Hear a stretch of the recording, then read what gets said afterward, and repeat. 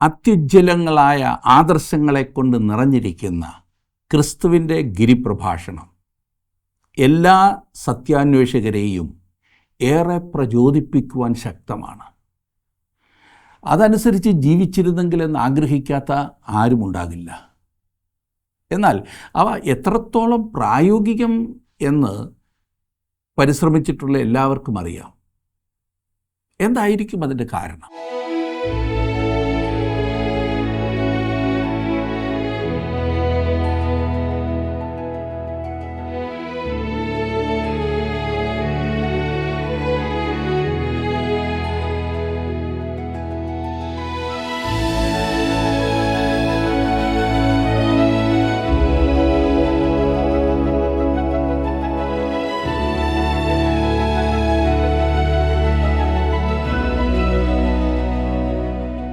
ജീവസന്ദേശത്തിൻ്റെ പ്രേക്ഷകർക്ക് ക്രിസ്തുയേശുവിൽ ഞങ്ങളുടെ സ്നേഹവന്ദനം.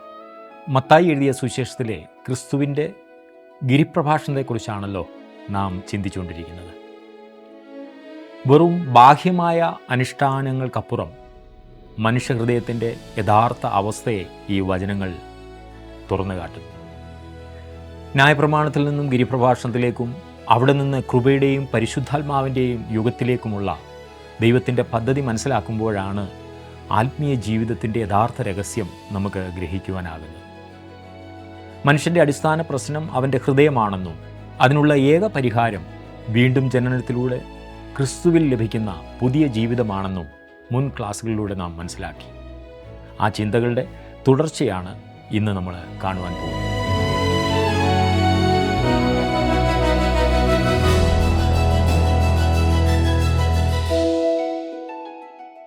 ഗിരിപ്രഭാഷണം മുഴുവൻ നാം കഴിഞ്ഞ ചില ക്ലാസ്സുകളിൽ പഠിച്ചു കഴിഞ്ഞു.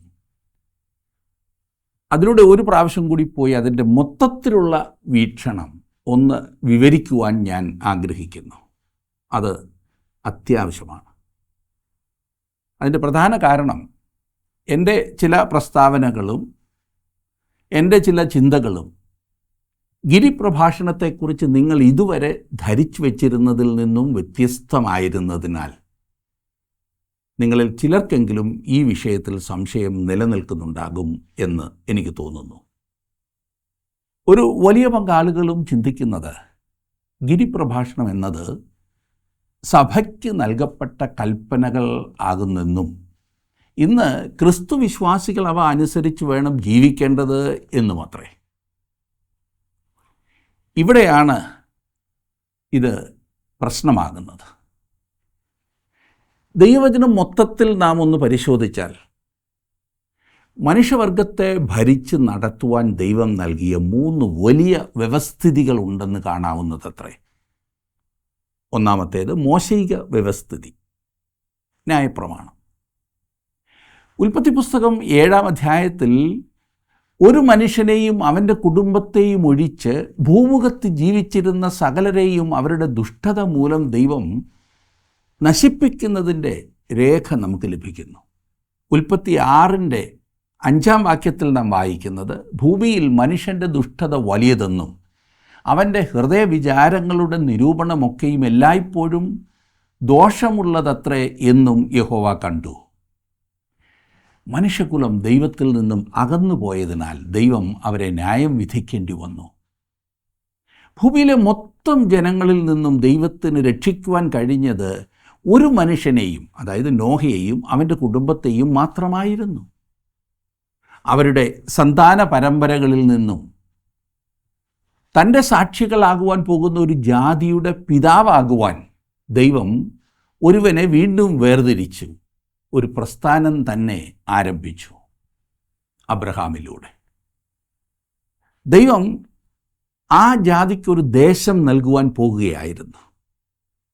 അതോടുകൂടെ അവരെ എണ്ണിക്കൂടാത്ത ഒരു വലിയ രാജ്യവും അവരെ ലോകത്തിനു മുഴുവൻ അനുഗ്രഹവുമാക്കുവാനും ദൈവം പദ്ധതിയിട്ടു. മോശയിലൂടെ ദൈവം അവർക്ക് മോശയിക വ്യവസ്ഥിതി നൽകി. അത് വലിയൊരു യാഗവ്യവസ്ഥിതിയായിരുന്നു, ബലിയർപ്പണം. പുറപ്പാട് പുസ്തകത്തിൽ അതിൻ്റെ വിശദാംശങ്ങൾ നൽകുകയും ഈ പറഞ്ഞ വ്യവസ്ഥിതിയുടെ ഹൃദയം യാഗങ്ങൾ അർപ്പിച്ചിരുന്ന ഹോമയാഗപീഠമാകുന്നു എന്ന് ദൈവം വെളിപ്പെടുത്തുകയും ചെയ്യുന്നു. യാഗപീഠം ക്രിസ്തുവിൻ്റെ ക്രൂശിനെ കാണിക്കുന്നു. കാരണം മനുഷ്യനെ രക്ഷിക്കുവാൻ ന്യായപ്രമാണത്തിന് കഴിയാത്തതിനാൽ അർപ്പിക്കപ്പെട്ട യാഗത്തിലൂടെ അല്ലാതെ ദൈവം ആരുടെയും പാപം ക്ഷമിച്ചിട്ടില്ല. മനുഷ്യൻ ഒരു പാപിയാകുന്നു എന്ന് മാത്രമാണ് ന്യായപ്രമാണം വെളിപ്പെടുത്തിയത്. അത് ന്യായവിധിയുടെ ഒരു വ്യവസ്ഥിതിയായി, രക്ഷയുടെ അല്ല, ന്യായവിധിയുടെ ഒരു വ്യവസ്ഥിതിയായി. അതുകൊണ്ട് പഴയ നിയമത്തിൽ മൊത്തം ഹോമയാഗം രക്ഷകൻ്റെ വരവിനെ ചൂണ്ടിക്കാണിക്കുകയായിരുന്നു. പഴയ നിയമത്തിലെ പ്രവചനങ്ങൾ നിവൃത്തിയാക്കേണ്ടതിന് ക്രിസ്തു ഭൂമിയിലേക്ക് വന്ന് തന്നെ യാഗമായി ഏൽപ്പിച്ചു. പക്ഷേ അവൻ്റെ ജാതി അവനെ തള്ളിക്കളഞ്ഞു. മത്തായി എഴുതിയ സുവിശേഷം ക്രിസ്തുവിനെ രാജാവായി അവതരിപ്പിക്കുന്നു എന്ന് നാം കണ്ടു. അവിടുന്ന് രാജാവാകുന്നു എന്നതിൻ്റെ വെളിച്ചത്തിൽ വേണം ഈ സുവിശേഷത്തിൽ രേഖപ്പെടുത്തിയിരിക്കുന്ന സകലതും കാണേണ്ടത് എന്നതത്ര എൻ്റെ വ്യക്തിപരമായ അഭിപ്രായം. മത്തായി എഴുതിയ സുവിശേഷത്തിൽ ക്രിസ്തു ജനിച്ചത് രാജാവായി, അവൻ ഈ ഭൂമിയിൽ ജീവിച്ചത് രാജാവായി, അവൻ മരിച്ചത് രാജാവായി, അവൻ മരിച്ചവരിൽ നിന്നും ഉയർത്തെഴുന്നേറ്റതും രാജാവായി. തീർന്നില്ല, ഇനിയും അവൻ ഭൂമിയിലേക്ക് വരുവാൻ പോകുന്നതും രാജാവായിട്ടാകുന്നു. അവിടുന്ന് ഈ ഭൂമിയിൽ ആയിരുന്നപ്പോൾ ചെയ്ത ഒരു കാര്യം, മോശയിക ന്യായപ്രമാണത്തിൽ നിന്നും വ്യത്യസ്തമായൊരു പ്രമാണം അവതരിപ്പിച്ചു. ആയത് മത്തായി എഴുതിയ സുവിശേഷം 5, 6, 7 അധ്യായങ്ങളിൽ നാം കണ്ട ഗിരിപ്രഭാഷണമാകുന്നു. വിശുദ്ധ മത്തായി പ്രസ്തുത പ്രഭാഷണം മുഴുവനായും രേഖപ്പെടുത്തുമ്പോൾ മറ്റ് സുവിശേഷങ്ങളിൽ അതിൽ നിന്നും ചില ഭാഗങ്ങൾ മാത്രമേ രേഖപ്പെടുത്തിയിട്ടുള്ളൂ. വിശുദ്ധ മത്തായി രേഖപ്പെടുത്തിയത് തന്നെ ഈ പ്രഭാഷണത്തിൻ്റെ ചുരുക്കമാകുന്നു എന്ന് ഞാൻ ചിന്തിക്കുന്നു. കാരണം മോശ നൽകിയ 10 കൽപ്പനകളിൽ 2 മാത്രമേ പഴയ നിയമത്തിൽ പറഞ്ഞിട്ടുള്ളതിനേക്കാളും ഉയർന്ന ഒരു വ്യാഖ്യാനത്തിലേക്ക് ക്രിസ്തു കൊണ്ടുവന്നതായി രേഖപ്പെടുത്തിയിട്ടുള്ളൂ. ഉദാഹരണത്തിന് ക്രിസ്തു ഇവിടെ പറഞ്ഞത്, നീ നിൻ്റെ സഹോദരനോട് കോപിച്ചാൽ അത് കൊലപാതകത്തിന് തുല്യമാകുന്നു എന്നത്രേ. പഴയ നിയമത്തിൽ അങ്ങനൊരു കാര്യമേ ഇല്ല. അതുപോലെ തന്നെ നീ വ്യഭിചാരം ചെയ്യുവാനുള്ള മോഹത്തോടെ ഒരു സ്ത്രീയെ നോക്കിയാൽ അത് വ്യഭിചാരം ചെയ്തതിന് തുല്യം ആകുന്നു പോലും. അങ്ങനെ അങ്ങോട്ട് പോയാൽ അത് ഭൂരിപക്ഷം മനുഷ്യരെയും ഇന്ന് കുറ്റക്കാരാക്കുമില്ലേ? ഈ പറഞ്ഞ വിധത്തിൽ ആ കൽപ്പന ലംഘിക്കാത്ത ചുരുക്കം മനുഷ്യരെ കാണൂ. അതുകൊണ്ട് ഗിരിപ്രഭാഷണം ന്യായപ്രമാണത്തെ വളരെ ഉയർന്ന ഒരു നിലയിലേക്ക് എത്തിച്ചിരിക്കുന്നു. അത് കേൾക്കുമ്പോൾ ചിലർ ചോദിച്ചേക്കാം, അങ്ങനെയല്ലേ നാം ഇന്ന് ജീവിക്കേണ്ടത് എന്ന്? ആ ഉയർന്ന നിലയിൽ അല്ല. ഈ പറയുന്നത് ഭൂമിയിൽ വരുവാൻ പോകുന്ന രാജ്യത്തിൽ പ്രാവർത്തികമാക്കേണ്ടതാണ്. അന്നേരം ഗിരിപ്രഭാഷണത്തിൻ്റെ പൂർണ്ണമായ പതിപ്പ് നമുക്ക് ലഭ്യമായിരിക്കും. 2 കൽപ്പനകളല്ല, 10 കൽപ്പനകളും ഈ പറഞ്ഞ ഉയർന്ന നിലവാരത്തിലേക്ക് ഉയർത്തി തന്നിരിക്കും. അത് ക്രിസ്തു ഭാവിയിൽ സ്ഥാപിക്കുവാൻ പോകുന്ന രാജ്യത്തിൻ്റെ നിയമമായിരിക്കും, ഭരണഘടനയായിരിക്കും. നിങ്ങളും ഞാനും കൃപയുടെ യുഗത്തിൽ അഥവാ പരിശുദ്ധാത്മാവിൻ്റെ യുഗത്തിലാണ് ജീവിക്കുന്നത്. ഇന്ന് ദൈവം കൃപയാലാകുന്നു നമ്മെ രക്ഷിക്കുന്നത്. നിയമങ്ങൾ അനുസരിക്കുന്നതിനാലോ ന്യായപ്രമാണം അനുഷ്ഠിക്കുന്നതിനാലോ അല്ല ദൈവം നമ്മെ രക്ഷിക്കുന്നത്. നാം ചെയ്യുന്ന യാതൊന്നിനാലും അല്ല നാം രക്ഷിക്കപ്പെടുന്നത്. കൊരിന്ത്യർക്ക് എഴുതിയ 1-ാം ലേഖനം 15-ാം അധ്യായത്തിൻ്റെ 3ഉം 4ഉം വാക്യത്തിൻ പ്രകാരം ക്രിസ്തു നമ്മുടെ പാപങ്ങൾക്ക് വേണ്ടി തിരുവെഴുത്തുകളിൻ പ്രകാരം മരിച്ചു, അടക്കപ്പെട്ടു, തിരുവെഴുത്തുകളിൻ പ്രകാരം 3-ാം നാൾ ഉയർത്തെഴുന്നേറ്റു എന്ന് വിശ്വസിക്കാത്തിടത്തോളം നാം രക്ഷിക്കപ്പെടുന്നില്ല. അതത്രേ സുവിശേഷം, അതത്രേ നമ്മെ രക്ഷിക്കുന്നത്. നാം രക്ഷിക്കപ്പെട്ടതിന് ശേഷം നാം ജീവിക്കേണ്ട വിധം ദൈവം വ്യക്തമാക്കിയിട്ടുണ്ട്. അത് മോശയിക ന്യായപ്രമാണമോ 10 കൽപ്പനകളോ ആധാരമാക്കിയല്ല. നല്ല പങ്ക് സഭാവിഭാഗങ്ങളും അതത്രേ പഠിപ്പിക്കുന്നത്. മോശയിക ന്യായപ്രമാണം, 10 കൽപ്പനകൾ. ഒട്ടുമുക്കാലും ക്രിസ്തു വിശ്വാസികളും ധരിച്ചു വച്ചിരിക്കുന്നത് ഈ പറയുന്ന കൽപ്പനകളെല്ലാം അതുപോലെ അനുസരിക്കണമെന്നാകുന്നു. അഥവാ 10 കൽപ്പനകളും അനുസരിച്ച് നിങ്ങൾ ജീവിച്ചാലും, അതാരെക്കൊണ്ടും സാധിക്കുമെന്നല്ല ഞാൻ പറഞ്ഞത്, അങ്ങനെ അനുസരിച്ച് ജീവിച്ചാലും അത് നിങ്ങളെ രക്ഷിക്കില്ല. അത് നിങ്ങളെ ദൈവരാജ്യത്തിന് അവകാശികളാക്കുകയില്ല. കാരണം നമ്മെ രക്ഷിക്കുന്നത് ക്രിസ്തുവിലെ വിശ്വാസമാകുന്നു. അതുകൊണ്ട് ന്യായപ്രമാണത്തിന് നിങ്ങളെ രക്ഷിക്കുവാൻ സാധിക്കില്ല. അത് മാത്രമല്ല, ന്യായപ്രമാണം നമ്മുടെ ജീവിതത്തിനുള്ള ഒരു രീതിയുമല്ല. അത് ജീവിത രീതിയാക്കുവാൻ സാധിക്കില്ല. അത് ക്രിസ്തീയ ജീവിത രീതിയല്ല. ഇപ്പോൾ നിങ്ങൾ ചോദിക്കുന്നു, അങ്ങനെയെങ്കിൽ ഈ പറഞ്ഞ കൽപ്പനകൾ ലംഘിക്കാമോ? അത് ലംഘിക്കാനുള്ള സ്വാതന്ത്ര്യം നിങ്ങൾക്കില്ല, എനിക്കില്ല. ഞാൻ പറഞ്ഞതിൻ്റെ അർത്ഥം 10 കൽപ്പനകളേക്കാൾ ഉയർന്ന ഒരു ജീവിത രീതി നമുക്കുണ്ട് എന്നത്രേ. മനസ്സിലായല്ലോ? അങ്ങനെയെങ്കിൽ ഗിരിപ്രഭാഷണം ന്യായപ്രമാണത്തെ ഉയർന്ന നിലവാരത്തിലേക്ക് ഉയർത്തി നമ്മുടെ ജീവിത രീതി അതാക്കണം എന്ന് പറയുന്നതെന്തിന്? അങ്ങനെയല്ല. ഗിരിപ്രഭാഷണം അനുസരിച്ച് ജീവിക്കാൻ നിങ്ങൾ എപ്പോഴെങ്കിലും ശ്രമിച്ചിട്ടുണ്ടോ? ഞാൻ ഇനിയും പറയുന്നത് ചിലർക്ക് ഞെട്ടൽ ഉണ്ടാക്കിയേക്കാം. മറ്റെന്തിനേക്കാളും ഏറെ സഭകളിൽ കപടഭക്തരെ ഉണ്ടാക്കിയ ഒന്നത്രേ ഗിരിപ്രഭാഷണം. അതിൽ പറഞ്ഞിരിക്കുന്ന അർത്ഥത്തിലും അതിൻ്റെ ആഴത്തിലും അതനുസരിച്ച് ജീവിക്കുവാൻ ഇന്ന് ആരാലും സാധ്യമല്ല. മതത്തെ പൊതിയുന്ന ഒരു പൊതി മാത്രമാകുന്നു ഈ ഗിരിപ്രഭാഷണം. തങ്ങളുടെ ഹൃദയത്തിൽ രൂപാന്തരം ഒന്നും ഇല്ലാതിരിക്കെ പലരും ഈ പൊതിച്ചിലും കൊണ്ട് തൃപ്തിപ്പെടുന്നു. നമുക്കാവശ്യം ഹൃദയത്തിൻ്റെ രൂപാന്തരമാകുന്നു. ഗിരിപ്രഭാഷണത്തിൽ പഠിപ്പിച്ചിരിക്കുന്ന പലതും എടുത്താണ് സഭയിലെ നവീകരണവാദികൾ, അതായത് ലിബറൽസ്, തങ്ങളുടെ തെറ്റായ വഴിക്ക് ദൈവവചനത്തെ കൊട്ടിക്കളയുന്നത്. അവർ ദൈവത്തിൻ്റെ പിതൃത്വവും മനുഷ്യൻ്റെ സാഹോദര്യവും ഊന്നിപ്പറയുന്നു. എന്ന് പറഞ്ഞാൽ ദൈവം സകല മനുഷ്യരുടെയും പിതാവാണെന്നും ആയതിനാൽ നാം എല്ലാം സഹോദരന്മാരെ പോലെ വേണം കാണേണ്ടത് എന്ന പഠിപ്പീര്. തൻ്റെ സമയത്തെ മതനേതാക്കന്മാരോട് കർത്താവ് നിങ്ങൾ പിശാചെന്ന പിതാവിൻ്റെ മക്കളെന്ന് പറഞ്ഞപ്പോൾ ഈ നവീകരണവാദികളുടെ കള്ളം പൊളിക്കുകയായിരുന്നു ചെയ്തത്. അതിൻ്റെ അർത്ഥം ദൈവത്തെ പിതാവെന്ന് അവകാശപ്പെടുവാൻ കഴിയാത്ത ചിലർ അന്നുണ്ടായിരുന്നു, ഇന്നുമുണ്ട്. ദൈവത്തിൻ്റെ സാർവലൗകിക പിതൃത്വം അന്നുണ്ടായിരുന്നില്ല, ഇന്നും അങ്ങനെ ഒന്നില്ല. ലോകത്തിൽ സമാധാനവും ഐക്യതയും കൊണ്ടുവരുവാൻ ശ്രമിച്ചിട്ടുള്ളവരെ ഭൂരിപക്ഷം ആളുകളും വെറുത്തിട്ടേ ഉള്ളൂ.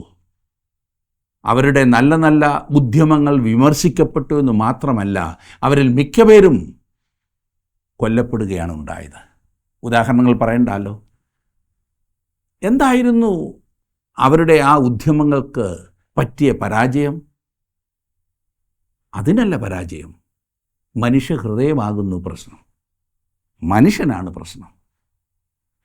സത്യസന്ധനായ ഒരു വ്യക്തി എന്നോട് പറഞ്ഞു, സുഹൃത്തേ, എനിക്ക് പ്രശ്നമൊന്നുമില്ല, ഞാനാകുന്നു പ്രശ്നം എന്ന്.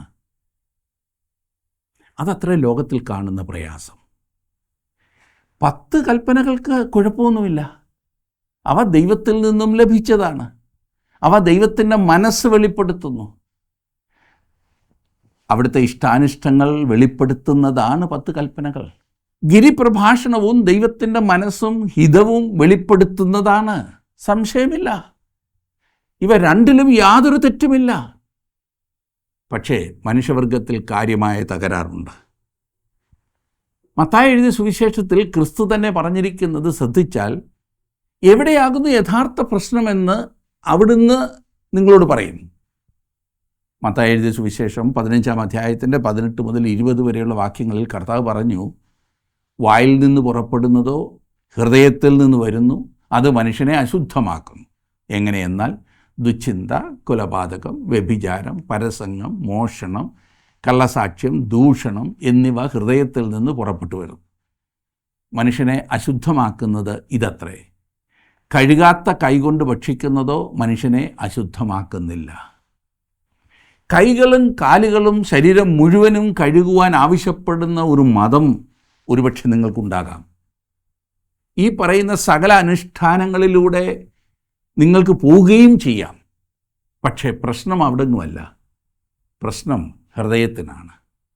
ഹൃദയത്തിൻ്റെ തകരാർ എന്നൊരു വലിയ പ്രശ്നമാകുന്നു മനുഷ്യൻ ഇന്ന് നേരിട്ട് കൊണ്ടിരിക്കുന്നത്.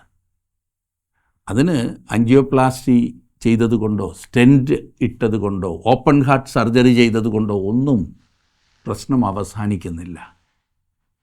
മനുഷ്യന് ആവശ്യം യേശുക്രിസ്തുവിനെ ആകുന്നു. വീണ്ടും ജനനം എന്ന അത്ഭുതത്തിലൂടെ ക്രിസ്തുവിന് മാത്രമേ ഒരു മനുഷ്യഹൃദയത്തെ രൂപാന്തരപ്പെടുത്തുവാൻ സാധിക്കൂ.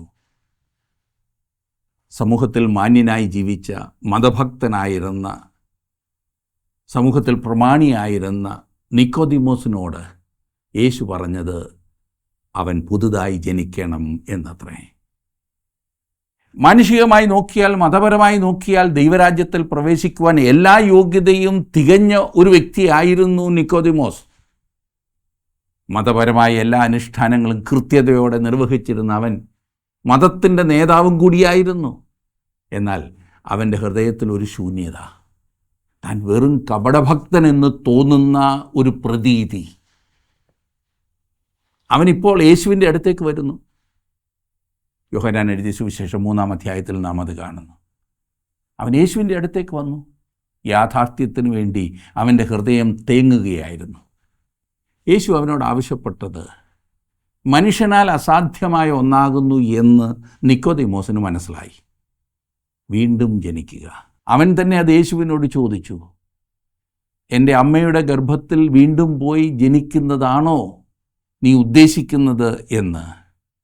അത്രമാത്രം അസാധ്യമായ ഒരു കാര്യമാകുന്നു നീ പറയുന്നത് എന്നാണ് നിക്കോദിമോസ് യേശുവിനെ ഓർപ്പിച്ചത്. ഭക്തിമാർഗത്തിൽ വിശ്വസിക്കുന്ന ഏതൊരാളും പ്രതികരിക്കുന്ന വിധം തന്നെയാണ് നിക്കോദിമോസ് പ്രതികരിച്ചത്. അവൻ ചിന്തിച്ചത്, എനിക്ക് ഓർമ്മയായ കാലം മുതൽ ഞാൻ ഈ ചെയ്യുന്നതെല്ലാം ദൈവരാജ്യത്തിൽ പ്രവേശിക്കുവാനാണ്.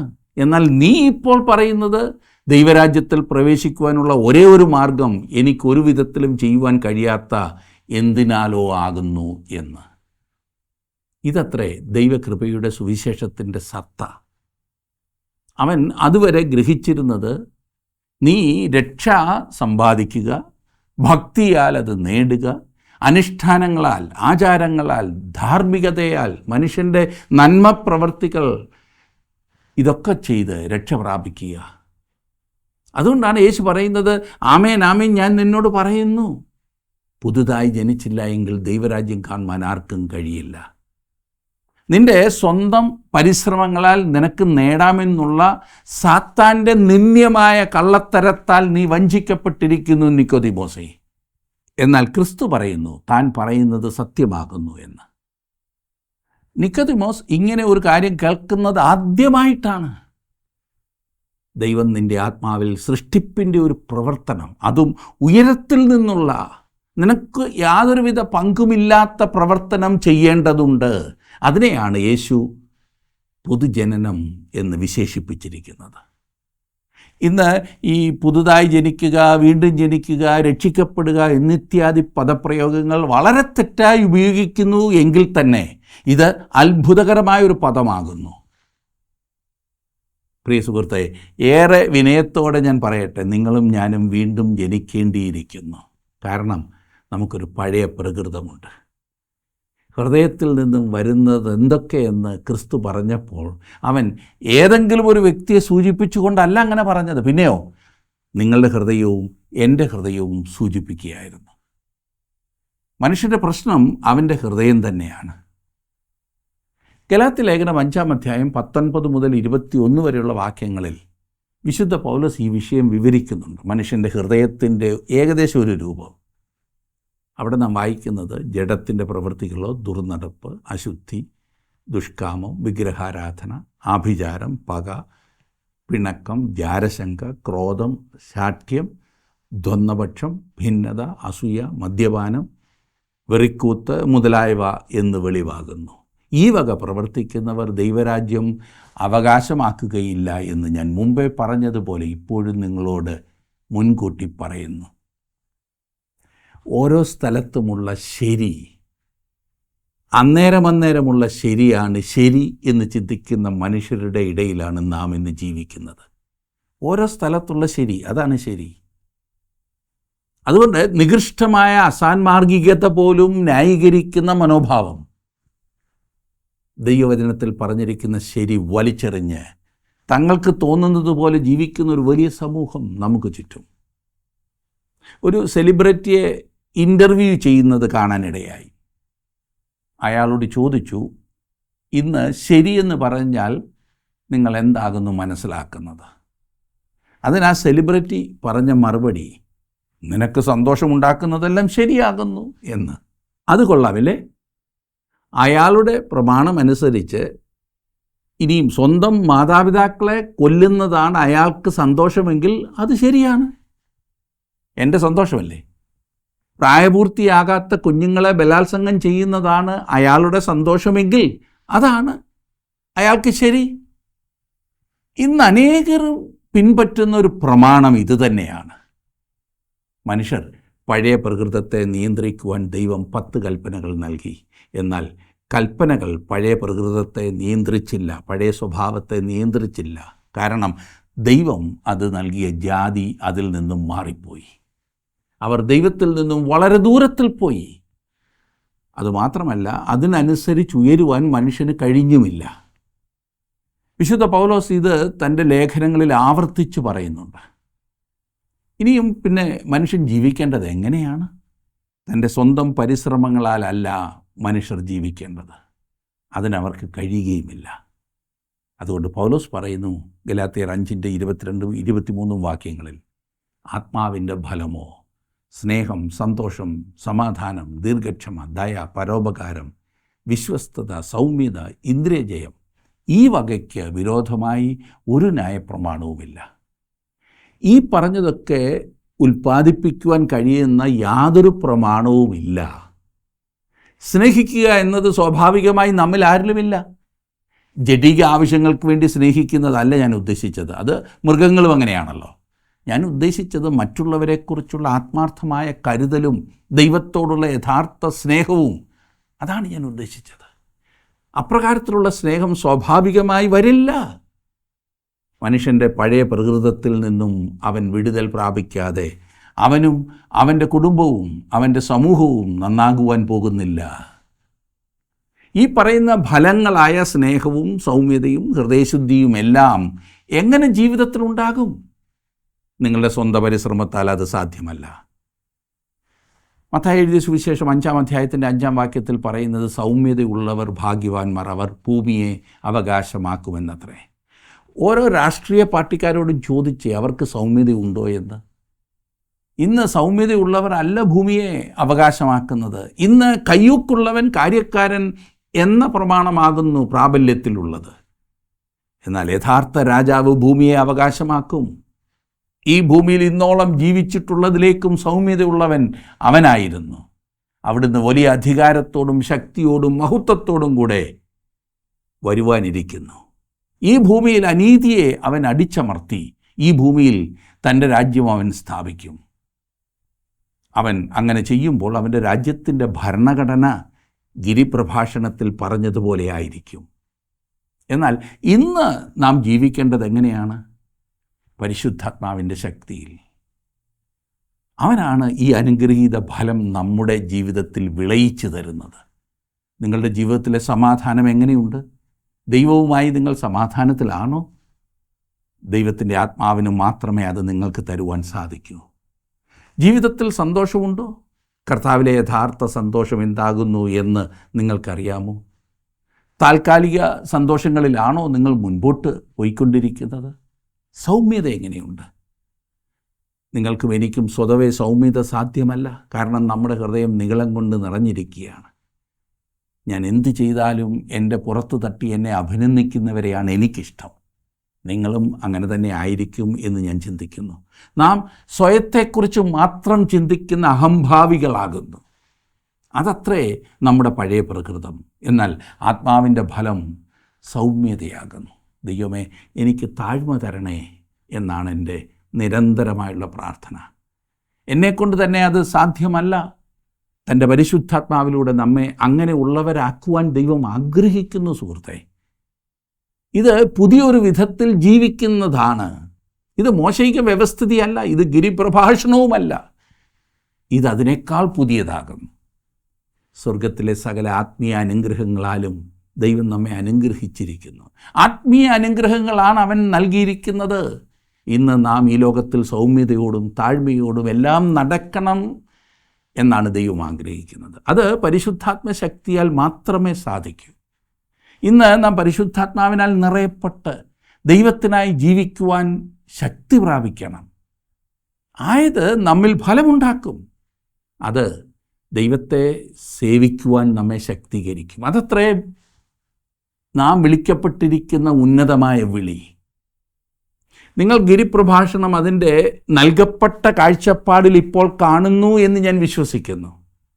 അങ്ങനെ ഈ പ്രമാണങ്ങൾ കർത്താവ് നൽകിയ മലമുകളിൽ നിന്നും താഴേക്കിറങ്ങുവാൻ നാം പ്രാപ്തരാക്കുന്നതാണ്.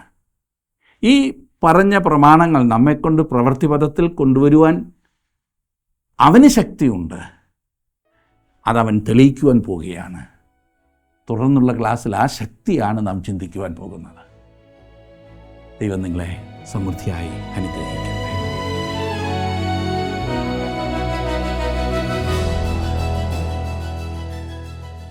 ബൈബിളിലെ കൽപ്പനകൾ സ്വന്തം പരിശ്രമത്താൽ അനുസരിച്ച് ഒരു ദൈവവേദലായി ജീവിക്കാം എന്നത് തികച്ചും തെറ്റായ ധാരണയാണ്. വീണ്ടും ജനനത്തിൻ്റെ അനുഭവത്തിലൂടെ ദൈവത്തിൻ്റെ മക്കളായി തീരുന്നവർക്ക് ലഭിക്കുന്ന പരിശുദ്ധാത്മാവിൻ്റെ സഹായത്താലാണ് ദൈവഹിതപ്രകാരമുള്ള ജീവിതം നയിക്കുവാൻ ഒരു വ്യക്തിക്ക് സാധിക്കുന്നത്. സ്വന്തം ശക്തിയാലോ ശ്രമങ്ങളാലോ അല്ല, പൂർണ്ണമായി പരിശുദ്ധാത്മാവിനാൽ നയിക്കപ്പെടുന്ന ഒരാൾക്കാണ് യഥാർത്ഥ ക്രിസ്തീയ ജീവിതം സ്വാഭാവികമായും ഫലപ്രദമായും ജീവിക്കുവാൻ കഴിയുന്നത്. ആകയാൽ ആത്മാവിൻ്റെ നിറവിലും നിയന്ത്രണത്തിലും മുന്നോട്ട് പോകുവാൻ ദൈവം നമ്മെ ഓരോരുത്തരെയും സഹായിക്കട്ടെ.